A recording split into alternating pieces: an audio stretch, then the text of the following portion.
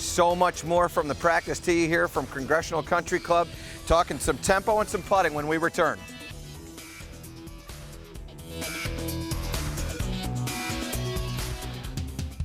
Time now for This Week in Golf History. In 1960, Arnold Palmer overcomes a 7-stroke final round deficit to hold off 20-year-old amateur Jack Nicklaus and Ben Hogan to win the U.S. Open. In 1970, happy birthday Phil Mickelson, the 4-time major champion and 5-time U.S. Open runner-up, turns 41 this week. And in 1973, Johnny Miller shoots 63 on Sunday in the U.S. Open at Oakmont, the lowest final round by a winner in major championship history. What, can you feel it? All right, let's go ahead and hit that shot. 60 yards. Here we go. Oh, this looks pretty good. Oh, yeah. Wednesday, the Grey Goose 19th hole was at Congressional Country Club with a 1-hour special. 4-time PGA Tour winner Steve Flesch joins the panel as they debate all the hottest topics surrounding this week's U.S. Open. It's the Grey Goose 19th hole, Wednesday at 6 p.m. Eastern on Golf Channel. I don't know if you guys got a chance to see my good friend Charles Young right there, showing you a little bit of smoothness in that 60-yard wedge shot, but what tempo that he had, what smoothness to that swing. And I'm telling you, this is a swing, by the way, we're going to see, only 12 years old, by the way. He's going to be just, watch out. Remember, you guys remember the name Charles Young, okay, right here. And certainly all these nice people from the first tee of both Baltimore and Prince George's County, we appreciate what the first tee does, doing so much to grow the game of golf. And you know I'm all about growing the game of golf. Remember, I told you, go get one person that hasn't played the game, a friend of yours that hasn't played the game, and introduce them to the game of golf. It's a lot of fun. They'll certainly enjoy it. All right, so tempo. So critical when you get into nervous situations to pay attention to tempo, and one of the biggest things that you're forgetting about is tempo. Tempo is one of the things that leaves you when you're uncomfortable, and what I'm telling you is you've got to remember how to do this. I want to give you a couple of different drills here to assist you with some tempo. First thing I want you to do is you're going to grab your 7-iron and your 6-iron right here. I'm going to just chuck that down like that, and what I want you to do, tempo starts to change. What ends up happening is when we lose tempo, we start paying, our strong hand tends to take over more. So if I swing these two clubs together and I have good tempo, these clubs look like they're moving at the same speed. When I get nervous and I start doing this, my right hand, which is a stronger hand, is going to start to move faster, and my left hand is going to lag behind, and it looks almost like I'm swinging two clubs, which is exactly what I'm doing. What you want to do is you want to teach yourself good tempo, and this is a drill, by the way, that you can do when you're on the golf course. If you feel your swing kind of coming off a little bit, maybe you're losing a little bit, you've gone out and you've had a really good start and then a couple of holes haven't gone the way you hope, just grab a couple of clubs and swing them together.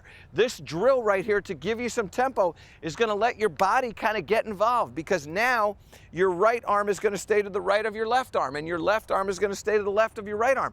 And that's what happens when we use our body properly. Once our hands start swapping and moving across, we lose all that feel, all right? So that's a great drill for you. Now, a drill that you can't do on the golf course is a drill that's going to help you so many times, and I mentioned this earlier, so many times when you're swinging the club, you lose the speed of the swing and the tempo of the swing right directly when you take the club away. So what happens is you start the club going like this, and it moves away so fast that what happens is you never give your body a chance to move, and the club is out racing the speed of your body. Well, what we want to do is we want to be able to move the club in sync with our body. So what you do is you just take a ball, put another one behind there, and what you're going to do is you're just going to move this ball back slowly. What I want you to do is I want the ball to feel like it's staying attached to the club all the way back until it comes up into the air, just like that. You could practice this drill. Put it in there like this. Some of you guys are going like this, and you're just chucking that ball back about 35 yards. What I want you to do is put that club in there just like that. Move it back slowly. That's going to help you feel what that feels like to turn properly. I know you're waiting for me to hit it. I can feel it. So we put that in there like that. Make sure we're lined up properly. Now I'm just going to move that back slowly and then let my body take over. Boy, that got fun. Yeah. Hit it right into the sun. All right, we still have to talk about some putting, so we're going to be back. So you come back. You're watching the Golf Fix. In the USGA rulebook, you'll find 34 rules. Long ones, short ones, simple ones, more involved ones. Rules about equipment, rules about courses. So while some refer to us as the keeper of the rules, we beg to differ. Because what really makes this game so special is that, well, you are.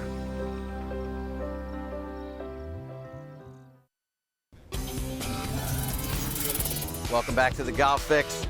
We're at Congressional Country Club, host of the U.S. Open, Bethesda, Maryland, just outside of our nation's capital. And, well, you get to a U.S. Open, you certainly think about the 18th hole. The 18th hole in U.S. Opens, very important putts need to be made, whether it's for birdie, par, or even for bogey here. This is a look at the 533-yard, listen to this, par 4. It is downhill, and it's going to turn a little bit to the left, but this green is going to see some very, very important putts made, particularly on Saturday and on Sunday. Frank Nobilo, again with tee to green, had a chance to look at this. Let's listen.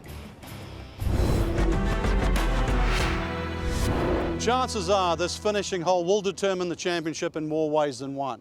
Not only just because of its 521 yards, but how severe it punishes a player for anything that's just a minor miss. Anything on the left, as you can see, it's doomed to find the water.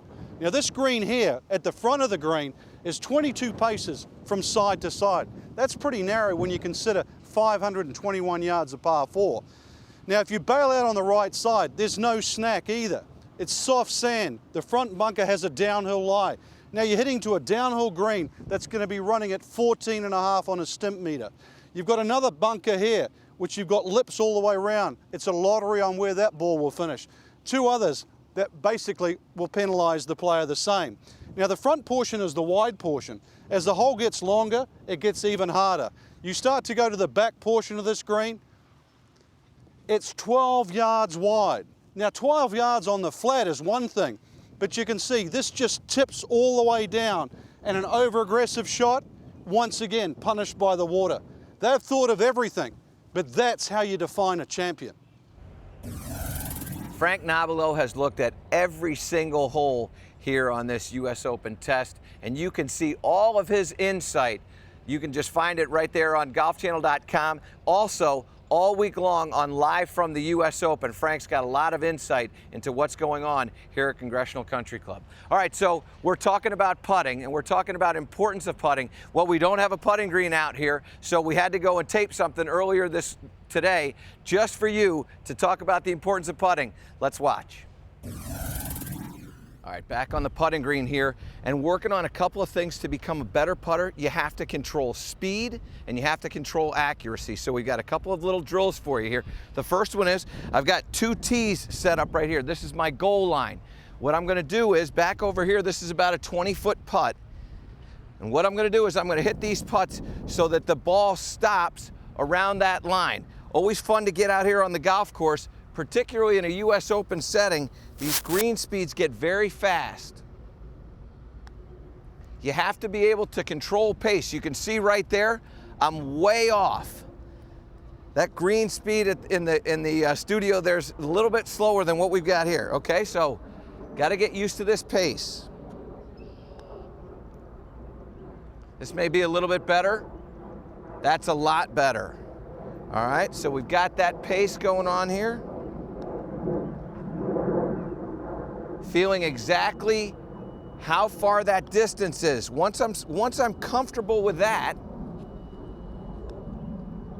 now I've got another drill here where what I'm trying to do is I'm trying to work with break. So what we've done is we've kept these tees right here. Swing around over here if you would for me. And what you're going to see is down the line, I've got a tee right here that's gonna, in order for me to make this putt, I've got to get above this tee. This is what we call the apex of the break. So what I'm doing is I'm seeing the line that goes around that break. Now if I hit this putt with too much speed, it's not going to have time to take the break. I did miss that tee, but I didn't hit it soft enough to take the break. So now what I'm going to do is I'm going to put a little speed into that one, and all of a sudden you can see, come on over here for me so we can look down this line right here and just show how that ball curves around that tee and takes that break right on into the hole there. So this is a great drill for you. It's probably about 9 feet, and it might have as much as maybe 4 or 5 inches of break here. And again, what you're doing is if I don't hit this putt on the right line with the right speed, it can't go into the hole there. All right? I'm a big baseball guy, so always try to do things three times in a row. Oops. And that's the one where I missed that tee, but I didn't have enough pace, so I lost it on the low side. Can never end on that. We cannot stop on that one, okay? Set up here like that, get our... And now I blistered it. It's too much pressure. All right, now, the last drill I want you to do is you're gonna put a second tee right in here like this, and we're gonna go back down this line. What we want to do is we need to start this ball on the line. So you've got these tees set up, and they're just about the width of my putter there, a little bit bigger than the golf ball. And what we're doing is we're going to hit this right down this line. So swing over here if you would, so we can see how there's a little gap right in there for that ball. And now we're just going to start this on that line. I ticked that inner line there. This is a hard drill to do, and this is one of those that you're going to spend a lot of time practicing on. There we go. So use those tees right there. Those 3 drills are going to help you become a better putter. You're going to be able to control speed and initial direction, and you become the putter you want to be. Hey, we're not done yet from the U.S. Open. We've got much more. Our final swing thought when we return. It's the Golf Fix.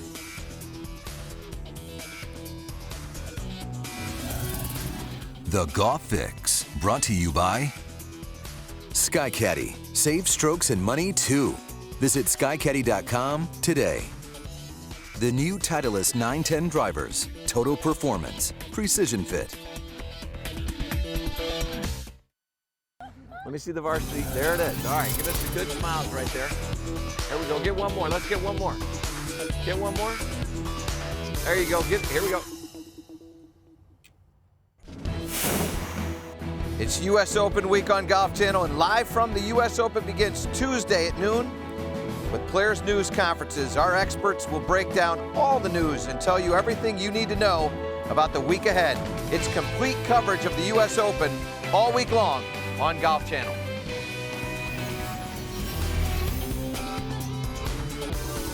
All right, time for a final swing thought. You know, you're going to see a lot of nerves go along this week, and we're standing out here on the practice tee looking dead into the sun. It's a nervous time. A lot of people around. You're standing on the first tee. A lot of emotion, a lot of nerves going on. Breathe. So many people, they forget to breathe. You've got to breathe. When you breathe, I don't want you to just kind of go, right, Charles? You can't just, you got to breathe down into your stomach and take it, make sure you get it. That's what the oxygen oxygen helps, by the way. It'll help you, I promise. Keep you on your feet. So after you do that, then what I want you to do is I want you to commit to a target. So many times there's a lot of things that can be racing going on in your mind. People are watching you. It's an important shot. If you don't execute it, blah, blah. I mean, you can go through all the things in your mind that you want to go through. But what you need to do is you need to make sure that you stay committed to a shot. Commitment is essential to be successful. So do your little breathing. Pick out that target that you're going to hit. And don't throw the word try around. Try is such a bad word, by the way, you guys. Don't try, do, okay? Try, bad. Do, good. All right, so you pick that target and commit to that target right there, just like that, okay? Thank you, guys. Well, you know, I got to tell you, honestly and professionally, it is such an honor for me to be able to conduct this show right here from the practice tee at Congressional Country Club. And there's so many people to thank. Obviously, the USGA we're so grateful for, our friends from the first tee here, and certainly the PGA of America.